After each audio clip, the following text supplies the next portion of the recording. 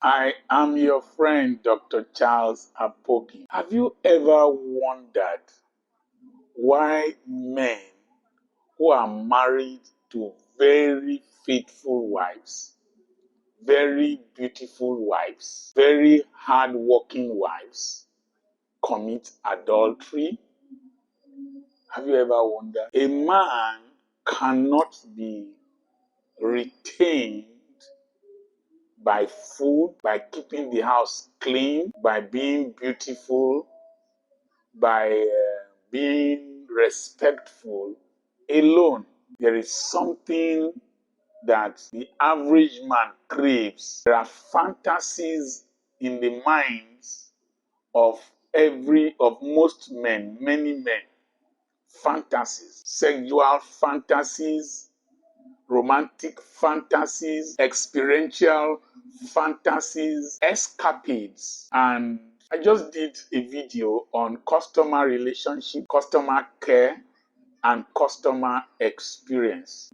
If you want to retain your husband, treat him like a client, treat him like a customer, and beat the adulteress in her game, outperform the adulteress. Give your husband a customer experience that he will not get outside. Many women are like Pomo with side mirror.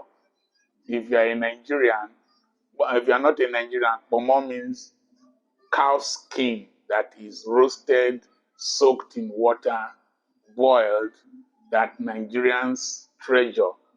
But most times it has no real taste.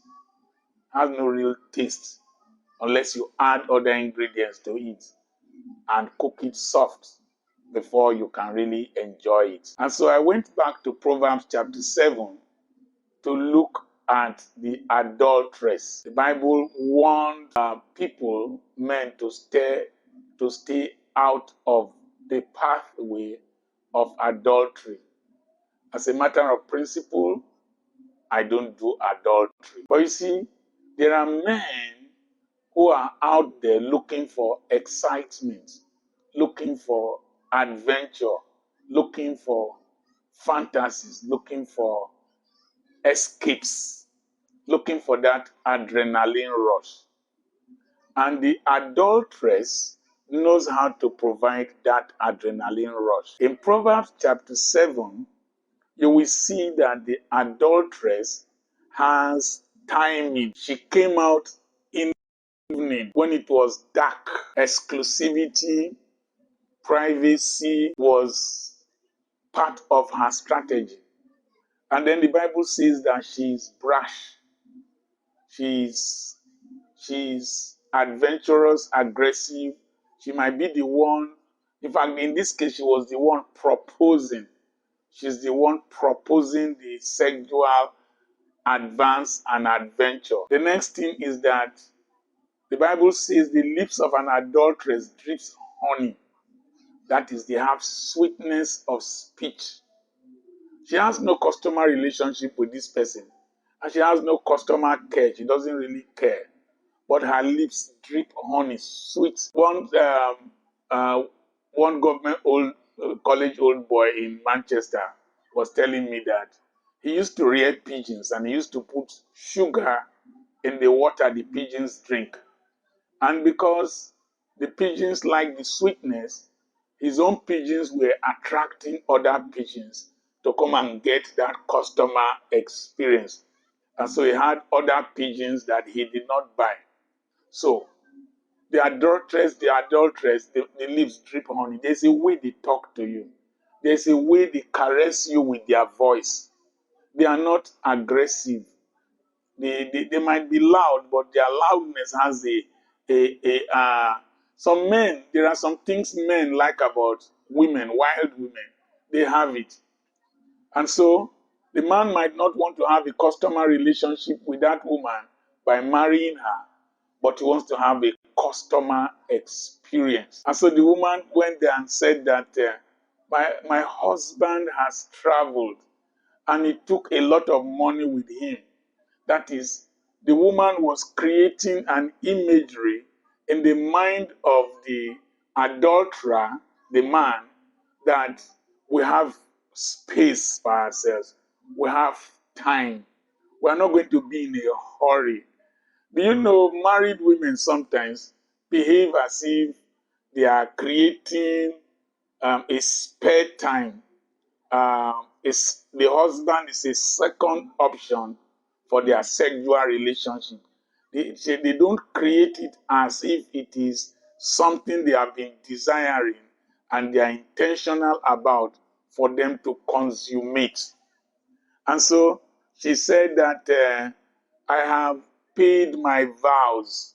And in those, she brought some level of spirituality into evil. The feast, after the vows, there was meat that was supposed to be consumed at home. She was saying that she had meat ready for the man, a feast in quotes, not only to feast on her and feast on the man, but they had a feast, a banquet. She said, I have perfumed my bed with, she named different kinds of fragrances. So the experience, the fragrance. How many of you women perfume your bodies? How many of you women perfume your bedrooms?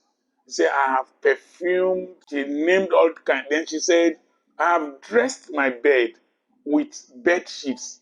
She named bed sheets from different nations. That means she was creating a bed that there is this kind of feeling that the bed will give to the man an experience. You know, there's a way silk feels in your hand. So she was creating an imagery of an experience. They say, come, let us drink of love.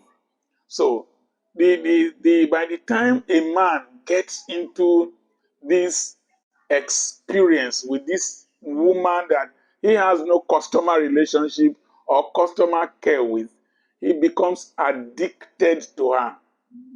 So she has used the A's I talked about in business. She has used advert, she has used attraction, and then the actual tasting, and the man will become addicted to her. I saw one girl sometime about 25 years back. I was walking past a place, and the girl said, Madam, if I camp your husband for 2 weeks, he no go look your face again. The one dirty girl, she was telling the housewife that if she camps the husband, corners the husband to a private place for 2 weeks, the husband will not look at the wife again. She was promising a kind of experience that the man will have that the housewife cannot provide. And so you see men will abandon a wife, children, abandon cars, abandon houses to run after one lousy woman. It is the experience, the customer experience, the client experience. And so, but the danger is that the man who commits adultery is like somebody who falls into a narrow well, according to the Bible. There is hardly any space for you to maneuver. You will drown in it because the narrowness traps you. And so, adultery is very dangerous. It will trap